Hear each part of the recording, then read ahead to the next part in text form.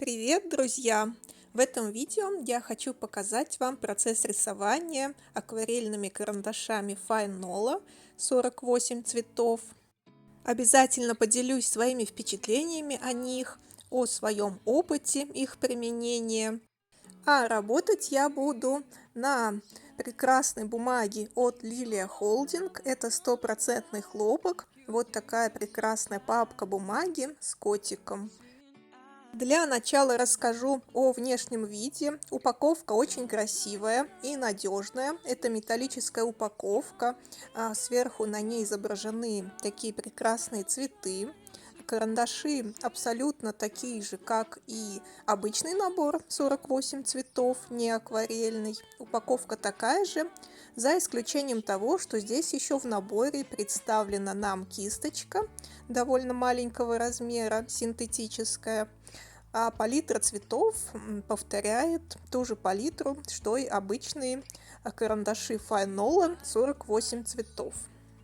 Внешний вид у карандашей очень красивый и привлекательный. Мне очень нравится, как они выглядят. К внешнему виду и упаковке у меня никаких претензий нет, все сделано на отлично. На каждом карандаше есть цифровое обозначение цвета, что очень удобно. И вот такую выкраску я сделала этими карандашами. Как видите, они отлично размываются. Здесь даже не видно штрихов. Я каждый цвет размывала кистью синтетической. И выглядит просто замечательно, я считаю. Абсолютно не видно, что это акварельные карандаши. Можно подумать, что это просто сделано акварелью. И палитра цветов очень красивая, очень нежная. Мне очень нравится. И мне уже не терпится начать ими рисовать и показать вам, конечно же.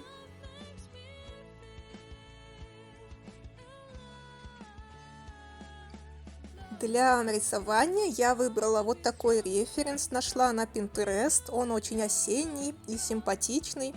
Конечно, у меня по итогу получится совершенно другая картинка, чем на этом референсе.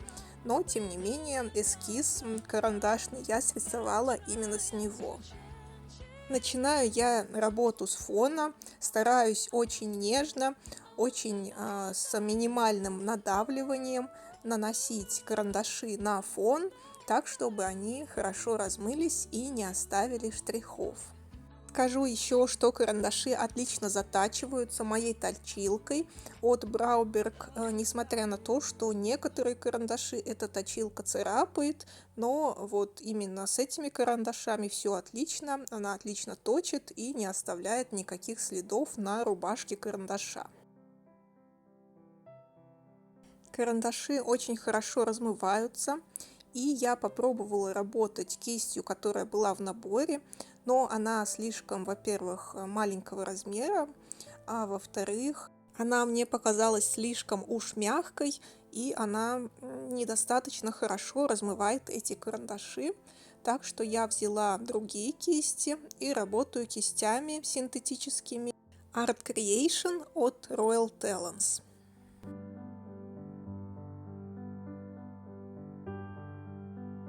Самый лучший способ работы акварельными карандашами для меня лично — это вначале нанести карандаши, а потом уже размывать их водой. Можно, конечно, вначале намочить бумагу, а потом уже по мокрому пытаться работать карандашами. Но мне эта техника не дается.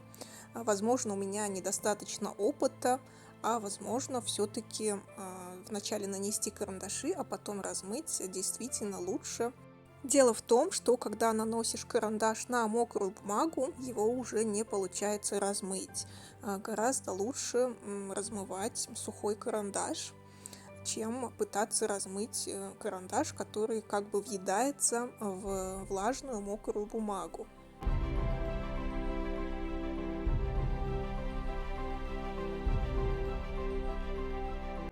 Так у меня получилось с этим листочком. Он не до конца высох, и я попыталась нанести сверху карандаши акварельные. Думала, что так будет лучше, но по итогу результат, именно вот как получился этот листок, мне не понравился, поскольку карандаши, их штрихи, нанесенные на мокрую бумагу, больше не размылись, и получилось некрасиво. Были видны штрихи, так что мне такой метод совершенно не понравился.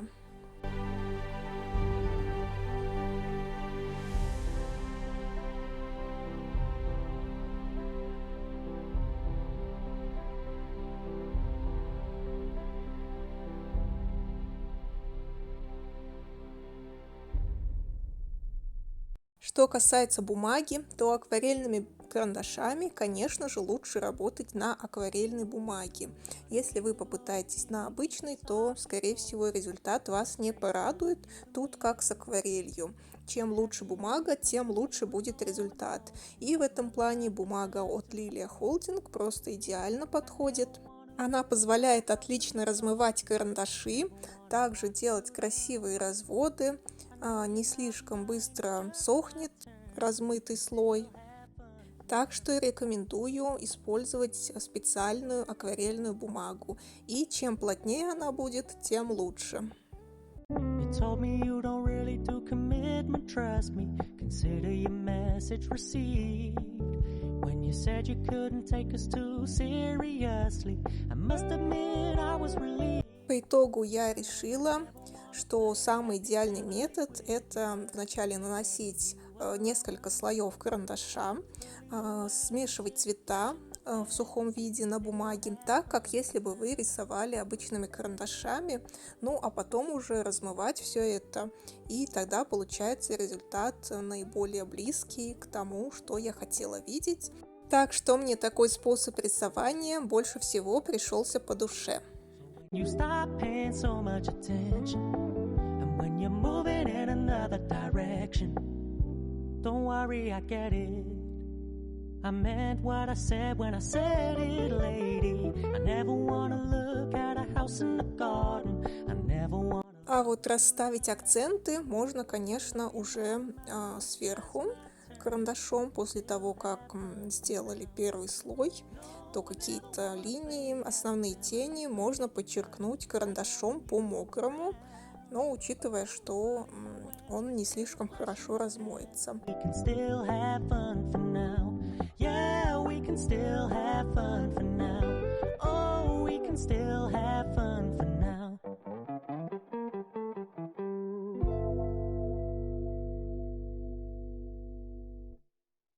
Что касается кистей, то мне больше всего нравится работать именно с синтетическими кистями, с акварельными карандашами, поскольку они достаточно жесткие и хорошо размывают слой карандаша, не оставляя штрихов опять же. Так что если с акварелью мне больше по душе мягкие кисти, такие как белка или какие-то натуральные, то с акварельными карандашами, напротив, больше и лучше подходят синтетические кисти.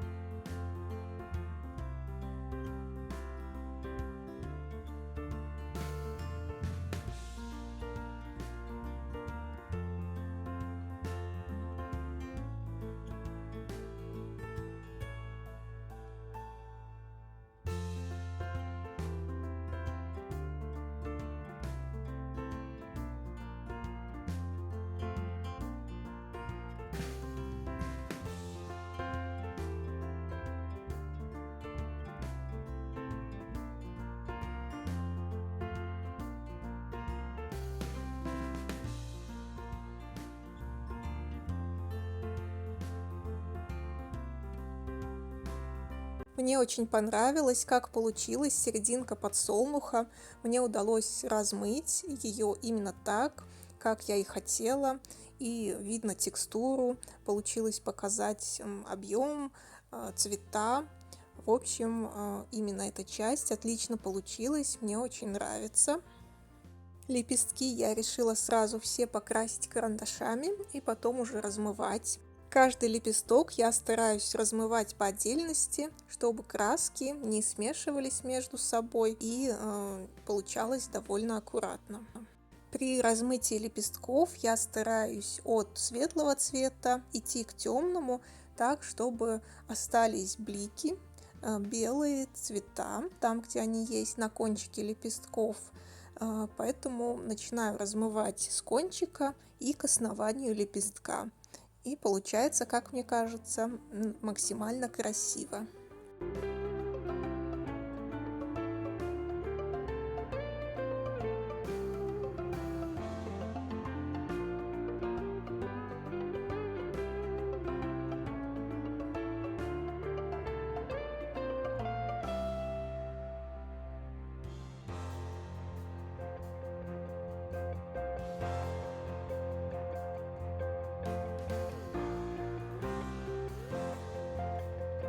Приступаю к рисованию физалиса. Это очень красивое растение, такое осеннее. Оно обычно бывает оранжево-желтых цветов и смотрится очень-очень красиво, как такие фонарики.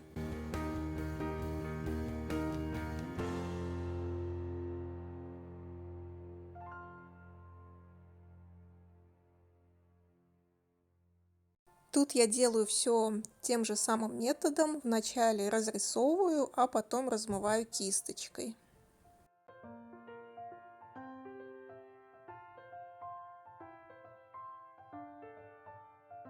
Но в данном случае мне захотелось еще и сделать акценты карандашом. Уже после того, как я сделала основной слой, я еще подчеркнула некоторые места, затемнив темно-коричневым цветом.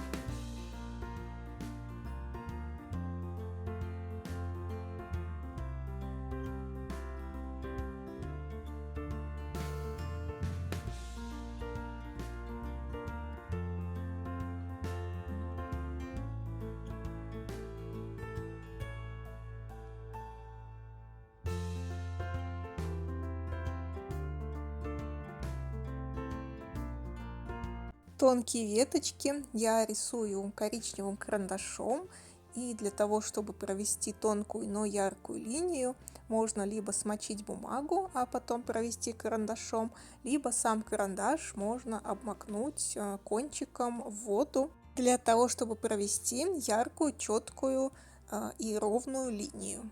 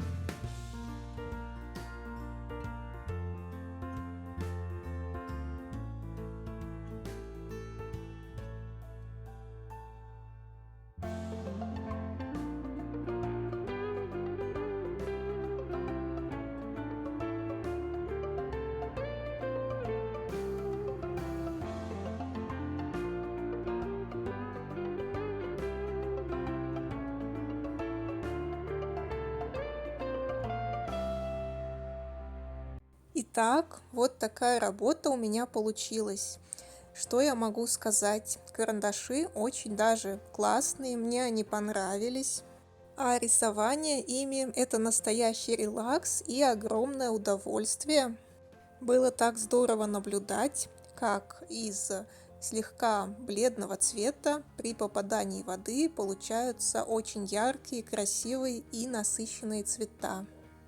Цвета отлично смешиваются между собой, и работа получилась красивой. Так что я надеюсь, вам было интересно наблюдать и вам было полезно это видео. Если так, то ставьте лайки, пишите комментарии, мне будет очень интересно почитать и узнать ваше мнение. Большое спасибо вам за просмотр, увидимся, пока!